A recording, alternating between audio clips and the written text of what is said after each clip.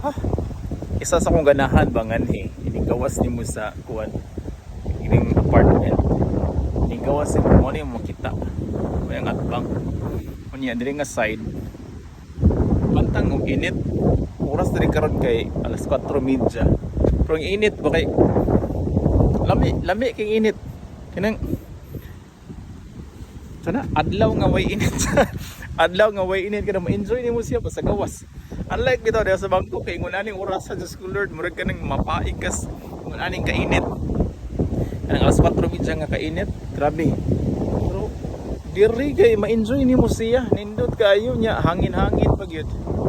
Nindot. So karon gimadto ko kuan. Baktas-baktas na pug ko. Kuan ni ako baktas-baktas with a purpose.